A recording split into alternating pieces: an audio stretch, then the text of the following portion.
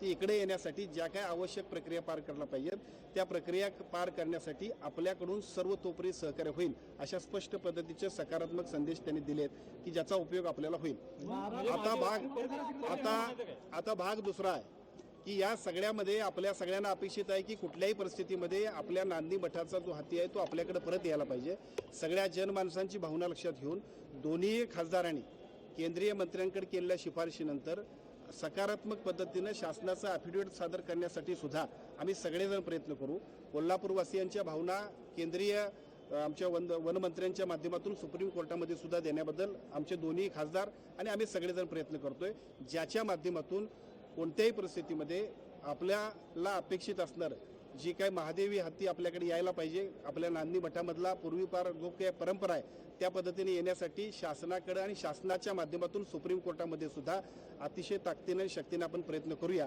परंतु कुठल्याही परिस्थितीमध्ये एखादी गोष्ट ज्या वेळेला सुप्रीम कोर्ट निर्णय घेते त्यावेळेला फक्त जनभावना महत्त्वाची नाही, जनभावने इतकीच लीगल प्रोसेस महत्त्वाची आहे आणि ती लीगल प्रोसेस करणं गरजेचं आहे। एका बाजूला ती लीगल प्रोसेस करण्यासाठी आपल्या दोन्ही खासदारांच्या माध्यमातून अतिशय चांगल्या पद्धतीने आम्ही प्रयत्न करतोय आणि त्याच वेळेला वनतारानं सुद्धा सकारात्मक अशा पद्धतीनं तुम्ही जर घेत असाल तर आमचा कुठलाही आक्षेप नाही, याच्याबद्दलचे स्पष्ट अफिडेव्हिट सुद्धा ते देतील की ज्याच्यामुळं आपल्याकडे आपला हत्ती येण्यामध्ये अति चांगल्या पद्धतीनं प्रयत्न करण्यामध्ये जे काय आपण प्रयत्न करतोय ती यशस्वी होतील।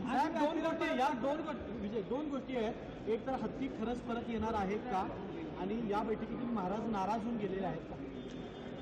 दोन्ही गोष्टी महत्त्वाच्या आहेत की याच्यामध्ये हत्ती परत यायला पाहिजे तर तो निश्चितपणे यायला पाहिजे, पण ती एक प्रक्रिया आहे।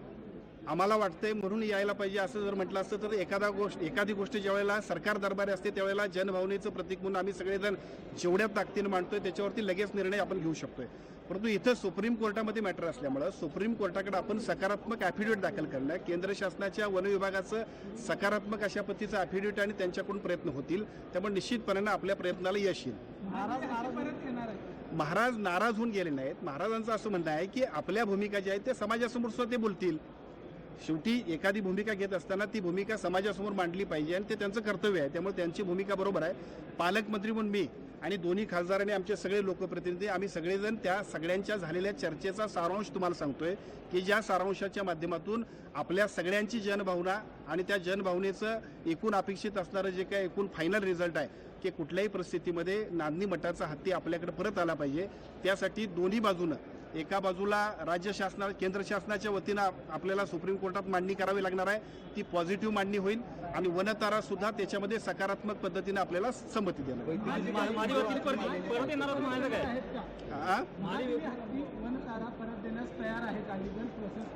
निश्चितपणानं तयार आहे। खरं तर त्यांना इकडे आणण्यामध्ये ज्या पद्धतीने एका बाजूला धैर्यशील माने, दुसऱ्या बाजूला धनंजय माडिक साहेब आणि विशेषतः आमचे आदरणीय डॉक्टर खासदार श्रीकांत शिंदे साहेब यांचे सगळ्यांचे प्रयत्न होते, तसं बघायला गेलं तर त्यांनी इकडे येण्यासाठी सुद्धा आमचे प्रयत्न एवढ्यासाठीच होते की कोणत्याही परिस्थितीमध्ये याच्यामध्ये मार्ग निघावा आणि तो मार्ग निघाल्यानंतर आपल्या सगळ्यांना सुद्धा जी काय आपली इमोशनल अटॅचमेंट आहे त्या इमोशनल अटॅचमेंटप्रमाणे कोल्हापूरवासियांना अपेक्षित असणारा निर्णय मिळाला पाहिजे।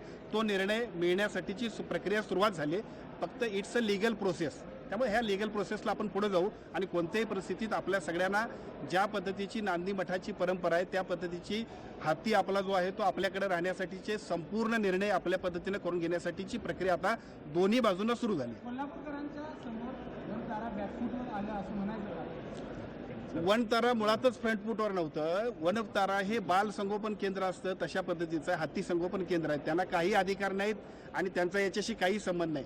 सुप्रीम कोर्टानं ज्यावेळेला पेटाच्या निर्णयाप्रमाणे एखादा निर्णय घेतला तर तो कुठं ठेवावा त्यासाठी आता सध्याच्या काळामध्ये उपलब्ध असणारी एक यंत्रणा म्हणजे वनतारा। याच्यापेक्षा या वनताराला याच्यामध्ये काही महत्त्व नाही, त्यांचा याच्यात संबंध नाही आणि असला तरी सुप्रीम कोर्ट मोठा आहे आणि केंद्र शासन निश्चितपणे त्याच्यात आपल्या सगळ्यांच्या प्रयत्नानं, विशेषतः मी आपल्याला पुन्हा एकदा सांगेन कारण काही लोकांच्या मनामध्ये ज्या शंका आहेत, अनेक वर्ष नागपंचमीचा जो काय 32 शिराळ्यातला जो काय आपण सगळेजण नागपंचमीचा उत्सव होता तो बंद होता, परंतु केंद्र शासनानं सकारात्मक भूमिका घेतल्यामुळं याच वर्षी नागपंचमी पूर्वीप्रमाणेच इथं सुरू झाली। त्यामुळे मला असं वाटतं की आजचा सुद्धा जो निर्णय आहे तशाच पद्धतीने करण्यामध्ये आपण यशस्वी होणार आहोत। हत्तींचा धुमाकूळ कित्येक वर्ष आहे, 5 ते 6 हत्तींचा कळप त्या ठिकाणी होतो। वनताराला किंवा पेटाला तुम्ही तो पर्याय दिलेला आहे का? आज आम्ही तो पर्याय दिलेला आहे। त्यांना म्हटलं बाबा आमच्या या देवस्थानच्या हातीपेक्षा ज्यांच्यामुळे आम्हाला त्रास होतोय त्या हातीनं तुम्ही घेऊन जा आणि मला वाटते त्याच्याबद्दलची पुढच्या टप्प्यात त्यांची टीम येईल आणि कोल्हापुरातल्या विशेषतः आजरा, चंदगड, भुदरगड, राधानगरीतल्या सगळ्या लोकांची सुद्धा त्यातून सुटका होईल. काही डेडलाईन याच्यामध्ये पाळण्यात येणार आहे का? कारण वनतारा यावी यासाठी खूप मोठ्या प्रमाणात चळवळ सुरू आहे, ती चळवळ वाढत राहणार आहे. सरकारच्या वतीनं कशा प्रकारे तुम्ही शक्ती देणार आहात? पदयात्रा देखील रविवारी या ठिकाणी आहे. नाही, जनभावना आणि जनभावनांचं प्रतिबिंब आपण समजू शकतोय. यासाठीच तर दोन्ही खासदार महोदयांनी या ठिकाणी प्रयत्न केलेत आणि ते प्रयत्न आणि त्याला टाईमलाईन सुप्रीम कोर्टामध्ये ज्या पद्धतीची निर्णय प्रक्रिया व्हायला पाहिजे तोपर्यंत आपण प्रयत्न करतोय आणि आपण ते यशस्वी होणार आहोत. सूर्य हत्तीन आता राजकीय बळी त्या ठिकाणी होताना दिसते का? कारण अनेक माझी एवढीच विनंती आहे जैन धर्मियांच्या मनामध्ये त्या हातीविषयी असणारी आपुलकी, त्या नांदणी मठातल्या मठाधिपतीपासून सर्व भाविकांचा त्यांच्याविषयी असणारी इमोशनल अटॅचमेंट.